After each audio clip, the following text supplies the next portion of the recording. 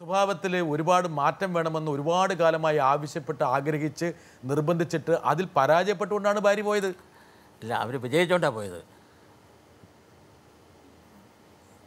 ഭാര്യ പോയതിൽ സന്തോഷമാണോ ദുഃഖമാണോ? രണ്ടുമുണ്ട്. എന്താണെന്നോ ചില കാര്യങ്ങൾ സന്തോഷം, ചില കാര്യങ്ങൾ എനിക്ക് പുതിയ ഈ പെൺ സുഹൃത്തുക്കളൊക്കെ വരുമ്പോൾ ഇവളില്ലെങ്കിൽ സുഖമല്ലേ.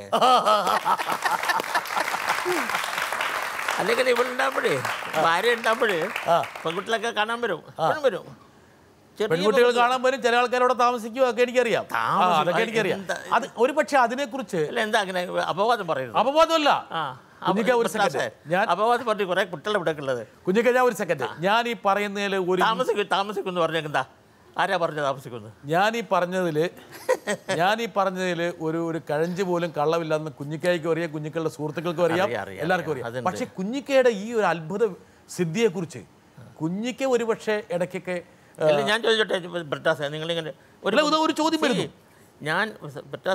ഞങ്ങൾ ഒരു പെൺകുട്ടിയും ഞാൻ വർഷങ്ങൾക്ക് മുമ്പ് ഇതാണ് കുഞ്ഞിക്കയുടെ സ്വഭാവം കണ്ടിരിക്കുന്നു. താങ്കൾക്ക് ധാരാളം സ്ത്രീ സുഹൃത്തുക്കളുണ്ട്. താങ്കൾ എങ്ങനെയാണ് ഇത് നേടിയെടുത്തത്?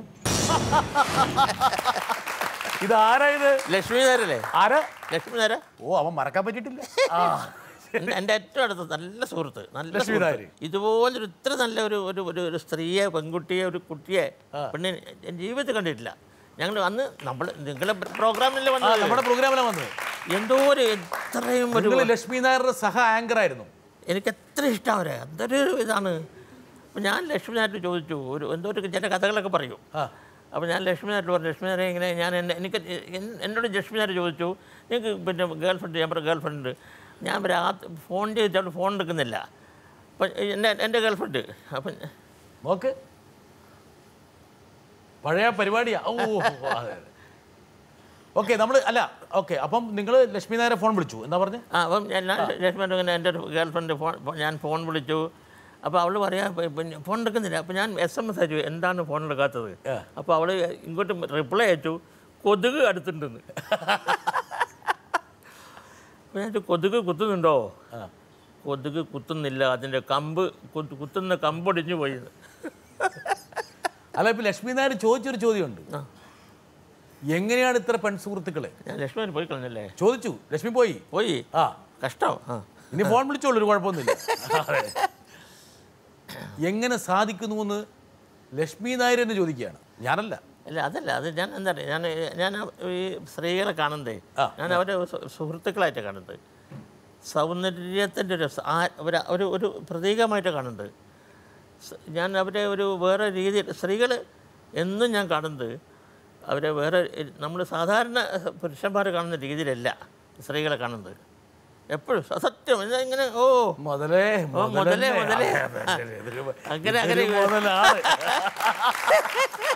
അങ്ങനെ പറയില്ല. ഞാൻ സ്ത്രീകളെ വളരെ ഭംഗിയായിട്ട് കാണാം എപ്പോഴും. പിന്നെ വല്ലപ്പോഴും അവർ വഴങ്ങിയാൽ നമ്മളിപ്പോൾ അതെന്താ ചെയ്യാ?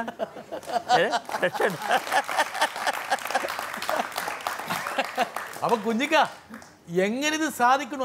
എന്ത് മന്ത്രമാണ് എടുത്ത് ഉപയോഗിക്കണത്? അതല്ല, നമ്മൾ ആറ്റിറ്റ്യൂഡാണ്. നല്ല സമീപനമാണ്.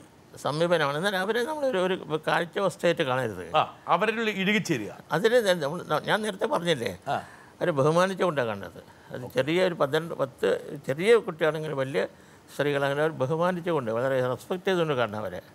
കുഞ്ഞിക്കയുടെ സുഹൃത്തുക്കൾ പറഞ്ഞൊരു കാര്യമുണ്ട്, കുഞ്ഞിക്കയ്ക്ക് ജീവിതം ഒരു തമാശയാണ്. ജീവിതത്തെ ഇതുവരെ ഗൗരവമായി കുഞ്ഞിക്ക കണ്ടിട്ടില്ല.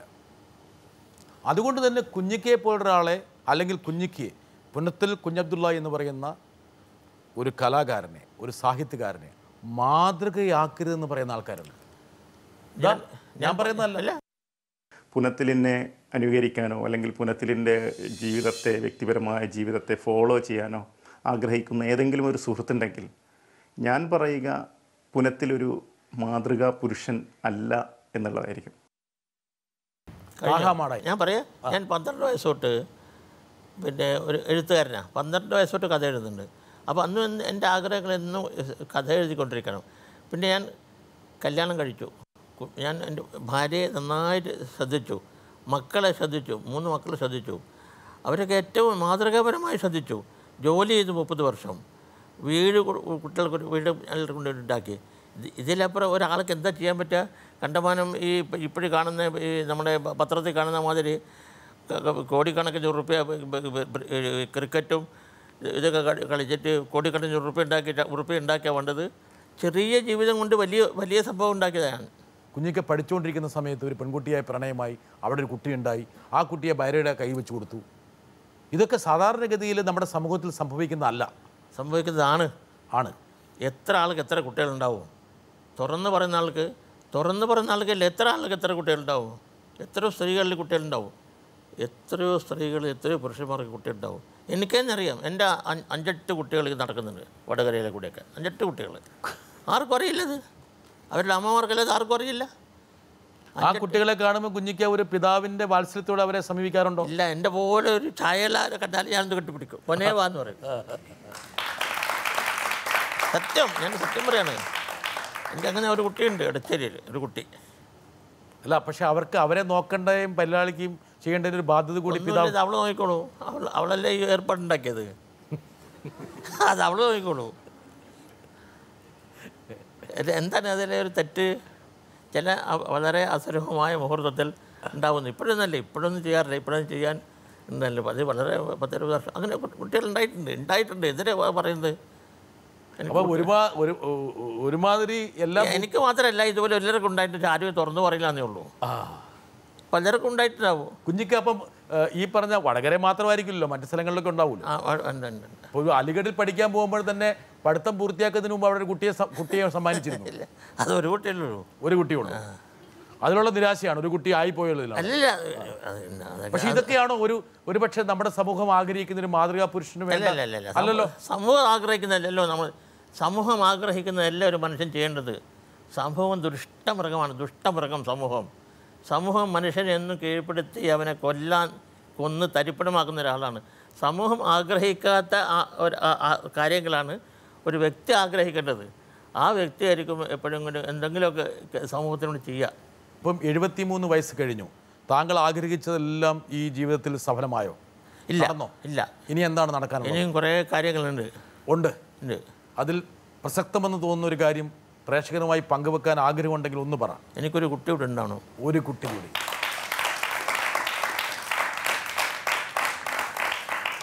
ഒരു കുട്ടി കൂടി ഉണ്ടാകണമെന്ന് പറയാൻ കാരണം അതിലെന്തെങ്കിലും ക്രൈസ്റ്റ് ആയിരിക്കും. അങ്ങനെ ഒരു കുട്ടി ഉണ്ടാകുന്ന അവനൊരു ക്രൈസ്റ്റ് ആയിരിക്കും. ഒരു ക്രൈസ്റ്റായിട്ട് വരുവാൻ.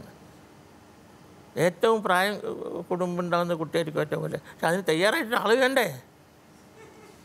തയ്യാറായിട്ട് തല ഒരുപക്ഷെ ഇന്റർവ്യൂ കാണുന്ന ആരെങ്കിലും റിയലായിട്ട് പോകണം. അല്ലെങ്കിൽ നമുക്ക് എവിടെയെങ്കിലും ഹോസ്പിറ്റലിൽ അത് വേണ്ട. പുതാൻ പറഞ്ഞാൽ കുഞ്ഞിക്കയുടെ ഈ ആഗ്രഹം സഫലമാക്കാൻ റിയലായിട്ടൊരാൾ വേണം. ഒരു പെൺകുട്ടി, ഒരു പെണ്ണ് 16 വയസ്സ് തൊട്ടിട്ട് ഒരു പെൺകുട്ടി 60 വയസ്സുള്ള ചെയ്യാറ് ഞാൻ റെഡിയാക്കും അത്. അപ്പം നിങ്ങളുടെ ആഗ്രഹം അതാണ്, ഒരു കുട്ടി കൂടി. ഒരു കുട്ടി വേണമെങ്കിലേ ഒരു പെർഫെക്റ്റ് കുട്ടി. ഓക്കെ. നമ്മുടെ പ്ലേറ്റോ ഒക്കെ പറഞ്ഞ പോലെ ഒരു ഫിലോസഫർ കിങ്. അതെ, ഒരു നല്ല ഇപ്പോൾ ഈ ഇവരൊക്കെ കുട്ടി ഉണ്ടായത് 80ാമത്തെ വയസ്സിലൊക്കെ ഉണ്ടായിട്ടുണ്ട്. കസംസാക്കിയതൊരു കുട്ടി ഉണ്ടായത് 80ാമത്തെ വയസ്സിലൊക്കെ ഉണ്ടായിട്ടുണ്ട്. അപ്പോൾ ഏറ്റവും പ്രായം കൂടി വേണമെങ്കിൽ 7 വർഷം കൂടി കാത്തിരിക്കാം. 7 അത് ഇപ്പം 86 വരെ ഉണ്ട്. 86 അപ്പുറം പോവാം. പറയല്ല. ഓക്കെ. എനിക്കിപ്പോൾ ആകെ ചെയ്യാൻ പറ്റുന്ന പരിമിതമായ കാര്യം കുഞ്ഞിക്ക, രണ്ട് വളരെ സത്യസന്ധമായിട്ട് പറയാം. നിങ്ങൾ ടെലികാസ്റ്റ് ചെയ്യും, ആളുകൾ ചിരിക്കും. ഒരു കുരങ്ങനെ കൊണ്ടുവന്നിട്ട് ബ്രിട്ടാസ് കുരങ്ങനെ കൊണ്ടുവന്നിട്ട് കുറേ കളിപ്പിച്ചു. ആയിക്കോട്ടെ, എനിക്കതൊരു ഒരിക്കലും ഒരു സെക്കൻഡ്. കഴിഞ്ഞ 2 വർഷം മുമ്പ് നമ്മൾ നടത്തിയ ഇന്റർവ്യൂ കൊണ്ട് ഏറ്റവും കൂടുതൽ ഗുണഭോക്താവായത് ജോൺ ബ്രിട്ടാസ് അല്ല? അതെ, എന്നാലും പറയൂ.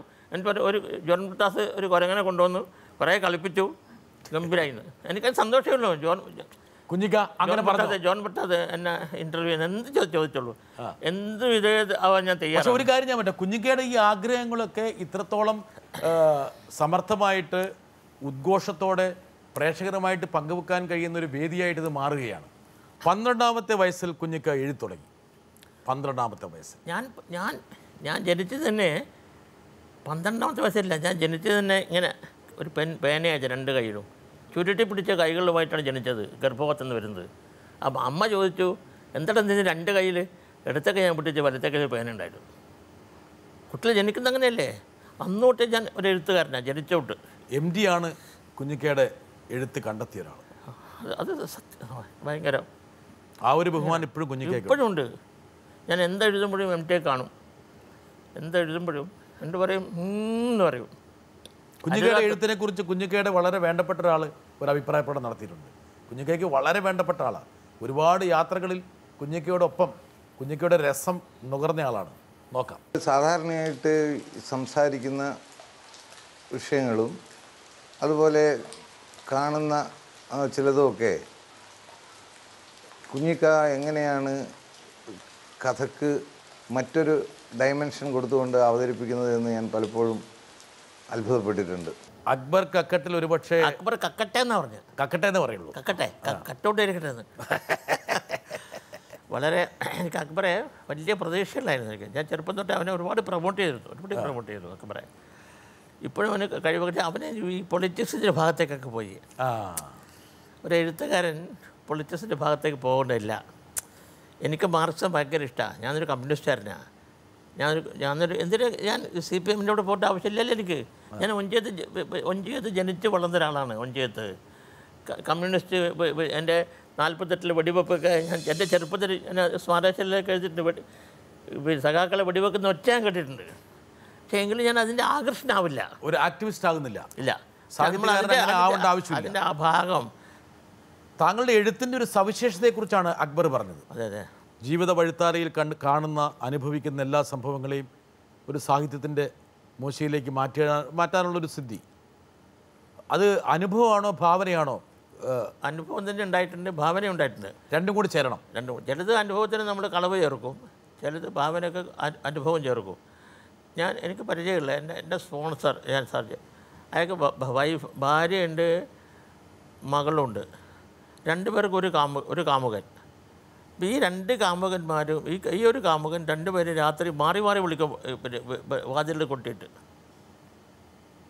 അതൊക്കെയാണ് എഴുതിയിട്ടുണ്ട് കന്യാവനങ്ങളിൽ. കുഞ്ഞിക്കയുടെ ഇങ്ങനെയുള്ള നിങ്ങൾക്ക് ഇത് ഇഷ്ടമല്ലേ പൊതുവെ ഇങ്ങനെ? എനിക്കിഷ്ടം കുഞ്ഞിക്കയുടെ എഴുത്തൊക്കെ ഞാൻ കൃത്യമായിട്ട് വായിച്ചിട്ടുണ്ട്. ഞാൻ പറയുന്നത് ഇതൊന്നും നിങ്ങൾക്ക് സെക്സ് ഒന്നും ഇഷ്ടമല്ല. സെക്സാണോ പറഞ്ഞുകൊണ്ടിരിക്കുന്നത്? ഞാൻ സെക്സല്ലേ പറഞ്ഞു. അത് മാത്രം പറഞ്ഞാൽ മതിയോ? അതുപോലെ ലൈഫ് പറയണ്ടേ, ജീവിതം പറയണ്ടേ? അല്ല, ഞാൻ ചോദിക്കട്ടെ, സെക്സിന്റെ അതിപ്രസരം കൂടിയിട്ട് അല്ല, സോറി നിങ്ങൾ വലിയൊരു മാന്യമായ ഒരു നടത്തുകയാണ്, ഒരു ചാനൽ നടത്തുമ്പോൾ എന്നെ പോലെ ഒരു എന്താ ഒരു താളെ വന്നിട്ട് ഇതിനെ മലിനമാക്കരുത്. ഇല്ല കുഞ്ഞിക്കയുടെ പുനത്തിൽ കുഞ്ഞത്തുള്ളക്ക് അങ്ങനെ ഒന്നിനെയും മലിനമാക്കാൻ പറ്റില്ല. എന്താ കാരണം വെച്ചാൽ കുഞ്ഞിക്കായ്ക്കൊരു നൈസർഗികമായിട്ടുള്ള ഒരു ശുദ്ധി അല്ലെങ്കിൽ നിഷ്കളങ്കതയുണ്ട്. താങ്കളെ ഇഷ്ടപ്പെടാൻ പലർക്കും കാരണമാകുന്ന താങ്കളുടെ നിഷ്കളങ്കത അല്ലെങ്കിൽ ഈ തുറന്നുള്ള സംഭാഷണം.